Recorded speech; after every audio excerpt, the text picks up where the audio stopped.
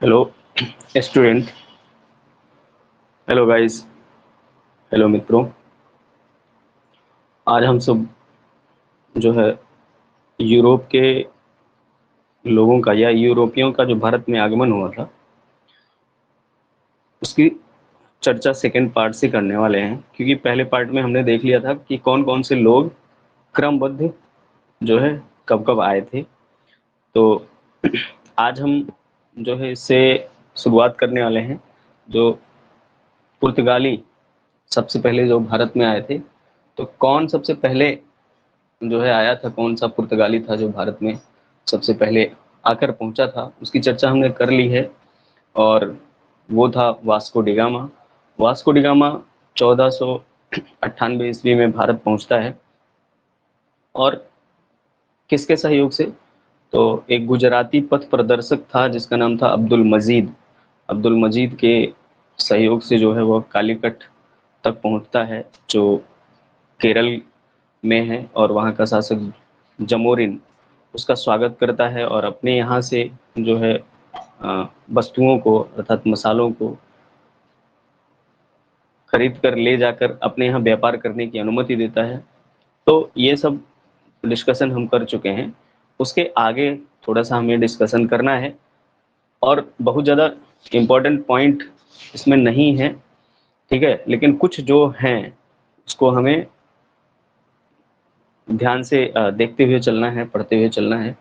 तो सबसे पहले हम देखेंगे कि जो ये पुर्तगाली कंपनी थी जो आई थी भारत में, वो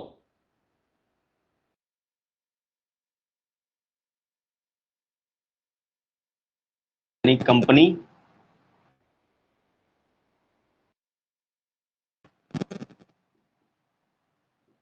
द इंडिया, ठीक है, एस्तादो द इंडिया नाम की कंपनी थी। यह पुर्तगाली कंपनी थी।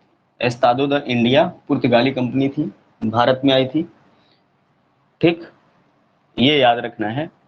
और जो व्यक्ति भारत में सबसे पहली बार आया था वो कौन था? Vasco da Gama. इसकी चर्चा हमने कर ली है। वास्को डिगामा, वास्को डिगामा जब भारत आया, ठीक है, वास्को डिगामा जब भारत आया तो इसका सहयोग किसने किया? तो एक गुजराती पथ प्रदर्शक था। गुजराती पथ प्रदर्शक, प्रदर्शक का मतलब होता है रास्ता दिखाने वाला, ठीक है। गुजराती पथ प्रदर्शक नाम क्या है? अब्दुल मजीद।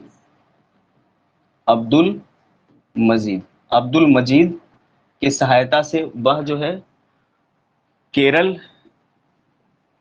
में स्थित कालीकट, कालीकट क्षेत्र में पहुंचा। और कालीकट क्षेत्र में, कालीकट क्षेत्र में पहुंचा, ठीक है। तो कालीकट जो क्षेत्र था वो किसके अधीन था? तो हिंदू राजा जमोरिन के अधीन। हिंदू राजा या हिंदू शासक उस समय था, क्या नाम था उसका? जमोरिन, ठीक, जमोरिन के अधीन था। जमोरिन जो है वहां के राजा को कहते थे, शासक को कहते थे, और नाम यही मिलता है किताबों में, जो है नाम हिंदू शासक जमोरिन ही मिलता है, ठीक है। तो इस तरह से आप देखेंगे। और जब कालीकट पहुंचा था जो है ये वास्को डिगामा, तो वहां पे जो बंदरगाह था उस समय, ठीक है, कप कडाबू बंदरगाह, क्या नाम था? जहां पे पहुंचा था उसने अपना बेड़ा लगाया था। बंदरगाह का मतलब जहां पर जो है समुद्री यातायात के साधन जाकर रुकते हैं, ठीक है। तो क्या नाम था उसका? कप कडाबू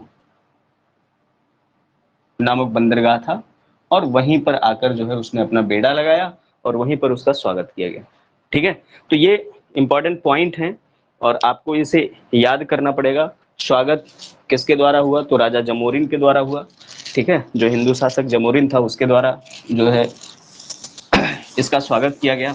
और फिर आगे आप अगला पॉइंट लिखेंगे जिसको आपको याद करना है कि जमोरिन ने वास्को डिगामा को वापस लौटते समय भारत में किन किन चीजों के लिए व्यापार करने की अनुमति दी, ठीक है। तो उसके लिए जब भारत से लौटा वास्को डी गामा, तो जमोरिन ने मसाला, जड़ी बूटी, मसाला, जड़ी बूटी, ठीक है, मसाला, जड़ी बूटी, जड़ी बूटी का मतलब वही जो औषधीय चीजें हो जाती हैं, इन सबको ले जाकर अपने देश में बेचने की अनुमति प्रदान की, और इनको बेचने से उसके देश में उसे, ठीक है, सब कुछ खर्चा बर्चा मिलाकर 60 गुना शुद्ध लाभ हुआ। 60 गुना जो है शुद्ध लाभ हुआ। इससे इससे जो व्यापारिक कंपनी एस्तादो द इंडिया, ठीक है, निर्मित की गई थी या बनाई गई थी पुर्तगालियों के द्वारा, ठीक, तो वह जो है अब भारत आना चाहती थी, और भारत से होने वाले व्यापार पर प्रत्यक्ष नियंत्रण स्थापित कर पुर्तगाली एकाधिकार, मोनोपोली स्थापित करना चाहते थे। और जो है जो ये लोग हैं, अरब व्यापारी हैं, मिस्र के व्यापारी हैं, इनके एकाधिकार को या इनके क्षेत्राधिकार को ये लोग कम करना चाहते थे। ठीक है, तो इस तरह से आपने जो है देखा। तो जब 60 गुना लाभ हुआ, ठीक, तो उस समय कुछ समय के लिए, ठीक, जो पुर्तगाल की राजधानी लिस्बन है, पुर्तगाल की राजधानी लिस्बन, यह यूरोपीय व्यापार का एक केंद्र बन गई, समूचे यूरोपीय व्यापार का केंद्र बन गई। ठीक है, कब? जब वास्को डी गामा यहाँ से लौट कर जाता है और एस्तादो इंडिया, ठीक है, कंपनी आती है, और तब व्यापार होना शुरू होता है। तो लिस्बन जो पुर्तगाल की राजधानी थी, यह समूचे व्यापार का केंद्र बन गई, और वहां का जो शासक था, पुर्तगाली शासक उस समय, ठीक है, मैनुअल प्रथम, कौन था? मैनुअल प्रथम, उसको उपाधि दी गई, किसका? वाणिज्य का प्रधान। ये एग्जाम में पूछा हुआ प्रश्न है, वाणिज्य का प्रधान, ठीक है, उसको उपाधि दी गई, क्या? वाणिज्य का प्रधान। ये आपको याद रखना है कि वाणिज्य का प्रधान किसे कहा जाता है। तो पुर्तगाली शासक मैनुअल प्रथम को वाणिज्य का प्रधान कहा जाता है, ये उपाधि प्रदान की गई थी। ठीक, तो 1500 जब मतलब वह लौट कर जाता है वास्को डी गामा, तो लौट कर जाने के बाद 1502 में फिर वह जो है भारत आता है, पुनः आता है 1502 ईस्वी में। ठीक, 1502 ईस्वी में वह पुनः भारत आता है, 2 में पुनः वास्को डी गामा भारत आता है, वास्को डी गामा भारत आता है। ठीक, 1503 ईस्वी में, ये इंपॉर्टेंट है कि पुर्तगालियों ने भारत में पहली फैक्ट्री कब और कहां स्थापित की। तो 1503 ईस्वी में पुर्तगालियों ने, ठीक है, कोचीन में, कहां पर? कोचीन में अपनी पहली फैक्ट्री स्थापित की, अपनी पहली फैक्ट्री स्थापित की 1503 ईस्वी में। 1503 ईस्वी में पुर्तगालियों ने कोचीन में अपनी पहली फैक्ट्री स्थापित की। ठीक, और 1505 ईस्वी में कोन्नूर में, कोन्नूर में दूसरी फैक्ट्री स्थापित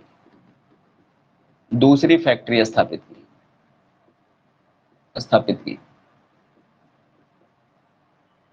ठीक, फैक्ट्री स्थापित करने का मतलब है कि अब वह जो है भारत से व्यापार को नियंत्रित करना चाहते थे।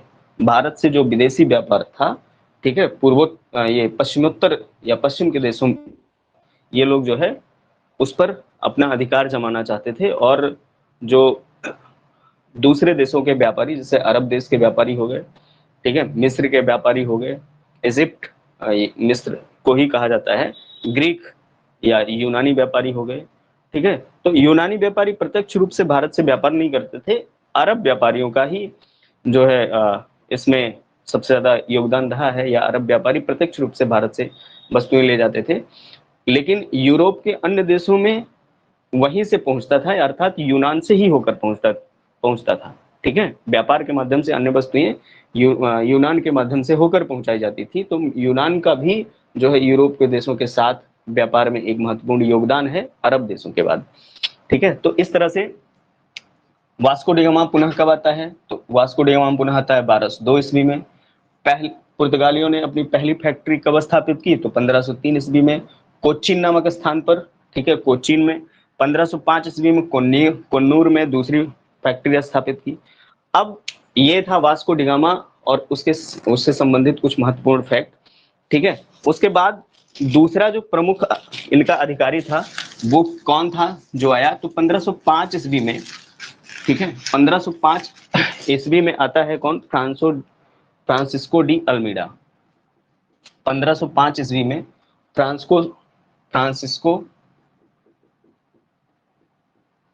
फ्रांसिस्को डी अल्मीडा भारत आता है। फ्रांसिस्को डी अल्मीडा भारत आता है। ठीक है, और यह जो है प्रथम पुर्तगाली गवर्नर था जो भारत में बनाया गया था। प्रथम पुर्तगाली गवर्नर, ठीक है, भारत में बनाया गया था। यानी जो है इसे फ्रांसिस्को डी अल्मीडा को वहां के शासक ने, यानी पुर्तगाल के शासक ने कंपनी एस्तादो द इंडिया को स्थापित करने के लिए, प्रत्यक्ष रूप से स्थापना के लिए भारत में, ठीक, इसको उस कंपनी का गवर्नर बनाकर भेजा जो भारत में आकर व्यापार पर एकाधिकार स्थापित करना चाहती थी। ठीक है, तो ये भी प्रश्न पूछा जाता है कि पुर्तगाल का, ठीक है, प्रथम गवर्नर कौन था जो भारत में आया था। ठीक है, पुर्तगाल का मतलब फ्रांसिस्को डी अल्मीडा ही भारत में प्रथम पुर्तगाली गवर्नर था, ये समझना है। फिर उसके बाद जो है, तो आपको पता ही चल गया कि 1502 ईस्वी में, 1503 में क्या हुआ था, 1502 में क्या हुआ था, 1505 में क्या हुआ था। फ्रांसिस्को डी अल्मीडा ने जो है कोचीन और कालीकट के राजाओं के बीच फूट डलवा दी। तो उस फूट का नतीजा क्या हुआ, ठीक है, यानी फ्रांसिस्को डी अल्मीडा ने कोचीन और कालीकट के शासकों के मध्य में फूट डलवाई, और फूट का नतीजा क्या हुआ कि ये लोग जो है अब आपस में ही लड़ाई करने लगे, आपस में ही लड़ाई करने लगे। ठीक है, तो ये जो है इसका शासनकाल कब तक रहा, तो 1505 से 1509 तक, यानी 1509 तक यह जो है पुर्तगाल का गवर्नर भारत में बनकर रहा। यानी पुर्तगाल का व्यक्ति था और भारत में गवर्नर बनकर रहा 1505 से 1509। और ये समझ लो कि इससे इंपॉर्टेंट फैक्ट केवल एक ही है, यह प्रथम पुर्तगाली गवर्नर था जो भारत में जो है आया था। ठीक, प्रथम पुर्तगाली गवर्नर था जो भारत में आया था। इसके बाद दूसरा जो अन्य प्रमुख अधिकारी है अल्फांसो डी अल्बुकर्क। इसके बाद जो दूसरा आता है 1509 ईस्वी में, 1509 ईस्वी में आता है कौन, Alfonso de Albuquerque. Alfonso de Albuquerque आता है। ठीक है, तो 1509 ईस्वी में आता है और ये कब तक रहता है, तो 1505 ईस्वी तक, 1509 में आता है, 1515 ईस्वी तक रहता है, 1515 ईस्वी तक रहता है ये। ठीक है, 1515 ईस्वी तक। तो इसके जो इंपॉर्टेंट कार्य थे क्या क्या थे, ठीक, तो ये दूसरा ये इसके फ्रांसिस्को डी अल्मीडा के बाद या अल्मीडा के बाद यह दूसरा भारत में जो है पुर्तगाली गवर्नर बन के आया था। ठीक है, तो इसको कह सकते हैं हम दूसरा पुर्तगाली गवर्नर जो भारत में आया था। ये दूसरा पुर्तगाली गवर्नर था जो भारत में आया था। इसके बाद इसे नाम दिया गया है, उपनाम दिया गया है किसका, तो भारत में इसे पुर्तगीज शक्ति का वास्तविक संस्थापक माना जाता है।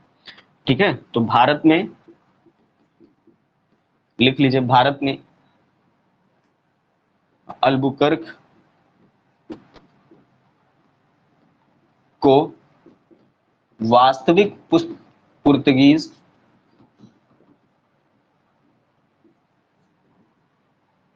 नहीं, पुर्तगीज का वास्तविक है ना, ऐसे लिख लीजिए, पुर्तगीज शक्ति का वास्तविक संस्थापक माना जाता है, वास्तविक संस्थापक माना जाता है। ठीक, अल्बुकर्क जो है भारत में पुर्तगाल साम्राज्य की स्थापना की थी, हम ऐसे कह सकते हैं। ठीक है, पुर्तगाल साम्राज्य के अंतर्गत कंपनी का वास्तविक संस्थापक किसको कहा जाता है, तो अल्बुकर्क को कहा जाता है। ये आपको ऐसे ही रट लेना है, ये फैक्ट है और इसको ऐसे ही याद करना है। ठीक, फिर इसके बाद इसने कोचीन को अपना मुख्यालय बनाया, ये दूसरा फैक्ट है। इसने किसे अपना मुख्यालय बनाया, तो कोचीन को, इसने कोचीन को अपना मुख्यालय बनाया, मुख्यालय बनाया, इसने कोचीन को अपना मुख्यालय बनाया। ठीक, फिर अगला फैक्ट निकल कर क्या आता है, अगला फैक्ट आता है कि 1510 ईस्वी में अल्बुकर्क ने बीजापुर के आदिल शाही सुल्तान से गोवा को जीत लिया था।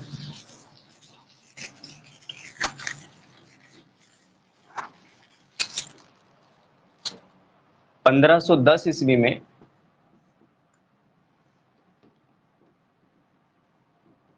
अल्बुकर्क से बीजापुर के सुल्तान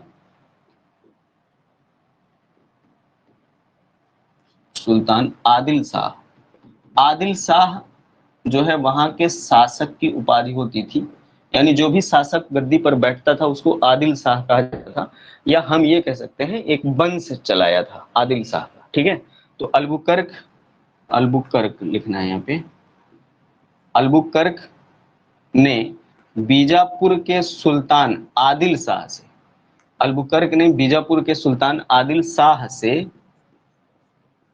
गोवा को छीन लिया था या जीत लिया था, जीत लिया था, गोवा को जीत लिया था। ठीक है, गोवा को जीत लिया था। तो बीजापुर के सुल्तान आदिल शाह से गोवा को जीता गया था। तो ये प्रश्न पूछा जाता है कि पुर्तगालियों ने, ठीक है, बीजापुर से गोवा को कब जीता था, या बीजापुर के सुल्तान से या बीजापुर के शासक से गोवा को कब जीता था, तो 1510 ईस्वी में। दूसरा प्रश्न इसी को घुमाकर पूछा जा सकता है कि अल्बुकर्क के शासनकाल में पुर्तगालियों द्वारा किस क्षेत्र को जीता गया था, या अल्बुकर्क के नेतृत्व में पुर्तगालियों द्वारा किस क्षेत्र को जीता गया था, तो वो कौन था, गोवा था। इस तरह से प्रश्न कई बार पूछे गए हैं और पूछे जाने की संभावना भी है। ठीक है, तो इस तरह से जो है आपको याद करते हुए चलना है, पॉइंट बाय पॉइंट। फिर उसके बाद एक दूसरा, यह यानी कौन, अल्बुकर्क, अल्बुकर्क कट्टरपंथी ईसाई था, कट्टरपंथी ईसाई था, यानी यह जो है ईसाई धर्म से बढ़कर और किसी को नहीं मानता था। अतः इसने जो है क्या व्यवस्था अपनाई थी, ठीक, तो इसने चाहे वो हिंदू हो या मुस्लिम हो, दोनों के विरुद्ध कटुतापूर्ण व्यवहार करना शुरू कर दिया था। अर्थात हम ये कह सकते हैं कि दोनों को आपस में लड़ाने या उनको प्रताड़ित करने का जो है काम शुरू किया था इसने। और दूसरी प्रमुख बात यह थी कि यह ज्यादा मुसलमानों के प्रति द्वेष रखता था, ऐसा नहीं था हिंदुओं के प्रति नहीं रखता था, मुसलमानों के प्रति रखता था। और जो है इसने पुर्तगालियों को, ठीक है, भारत में जो महिलाएं थी यानी भारतीय महिलाओं से विवाह करने की भी छूट दे दी थी, पुर्तगालियों को भारत में विवाह करने की छूट प्रदान की थी इसने, ताकि भारत में ईसाइयों की जनसंख्या बढ़े और पुर्तगाली या ईसाइयत मजबूत हो। ठीक, तो इस तरह से आप कह सकते हैं कि जो है ये प्रश्न अगर पूछा जाए कि किसके नेतृत्व में ठीक है, या किसके समय में पुर्तगाली भारतीय महिलाओं से विवाह करने की छूट प्राप्त किए थे, तो आप कह सकते हैं कि अल्बुकर्क के शासनकाल में। यानी इसके समय में इसने ईसाई सत्ता स्थापित करने के लिए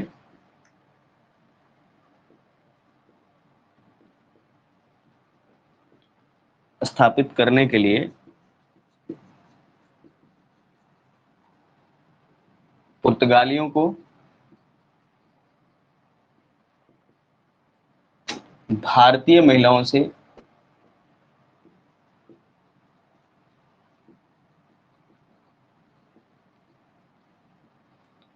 विवाह करने की अनुमति दी थी।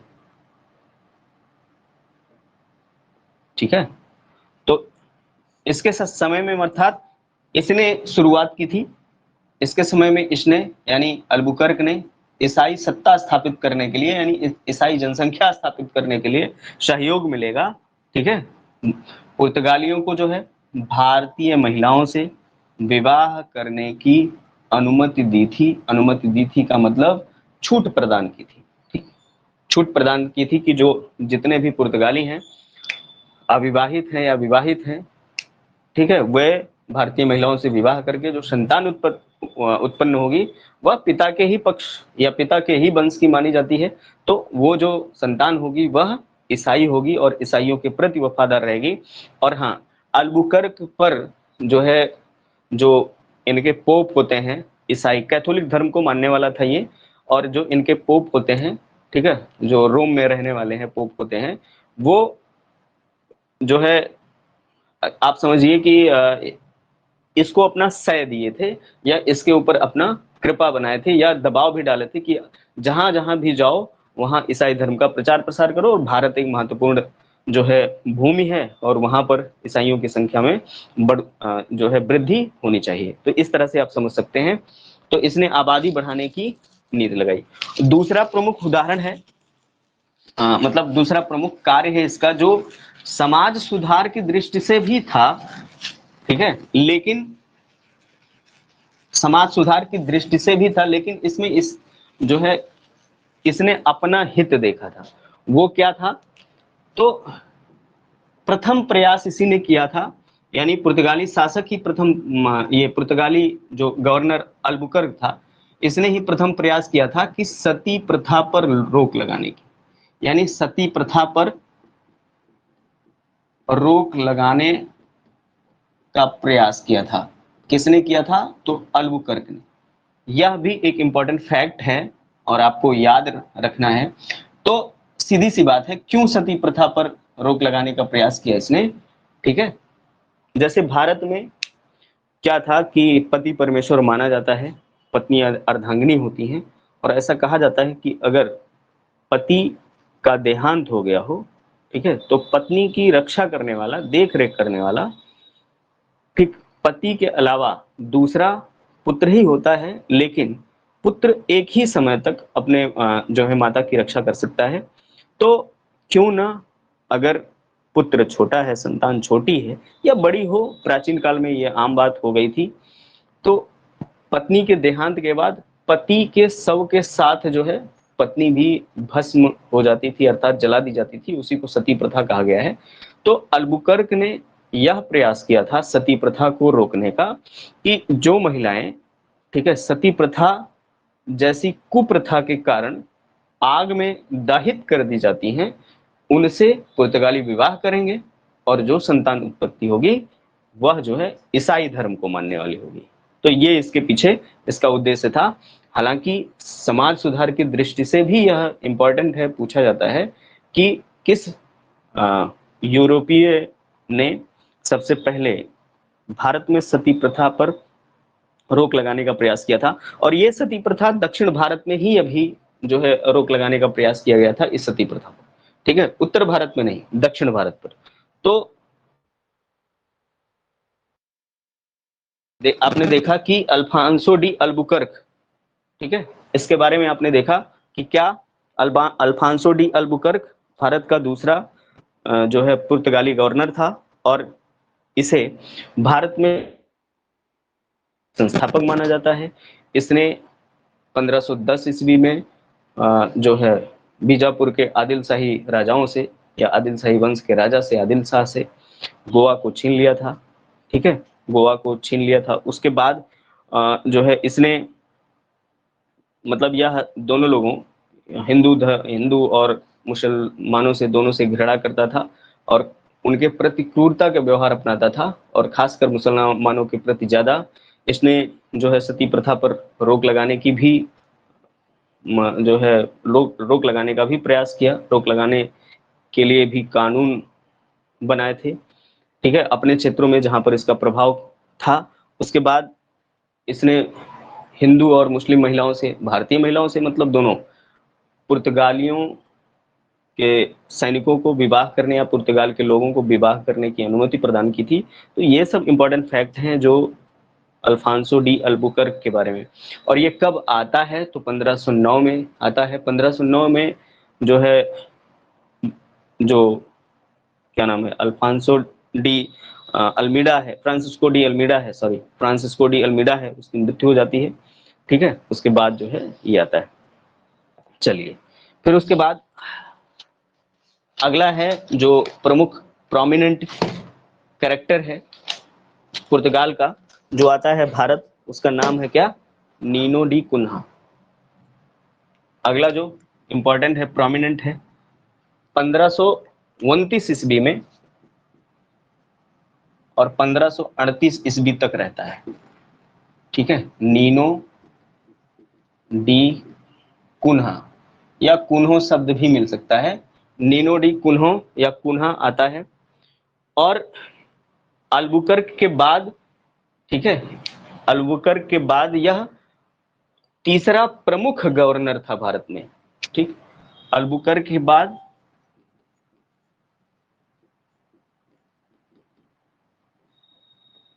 तीसरा प्रमुख गवर्नर।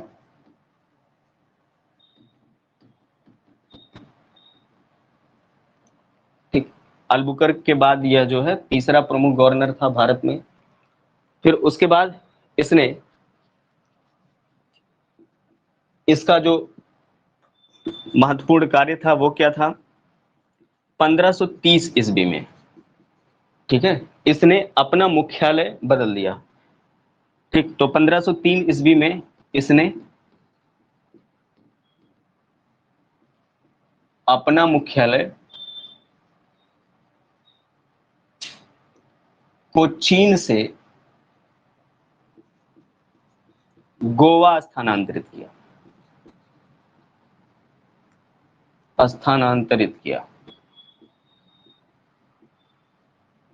कोचीन से कहा? गोवा ले गया। 1503 ईस्वी में, 1530 ईस्वी में इसने अपना मुख्यालय कोचीन से कहा ट्रांसफर कर लिया? तो गोवा ट्रांसफर कर लिया। ठीक है, गोवा लेके गया ये। फिर उसके बाद इसका अन्य इंपॉर्टेंट क्या कार्य था? तो हुगली, जो कि कलकत्ता के दक्षिणी हिस्से में है, और चटगांव भी उस समय बंगाल के अंतर्गत आता था। ठीक है, बंगाल के अंतर्गत आता था। चटगांव में व्यापारिक केंद्र स्थापित किए,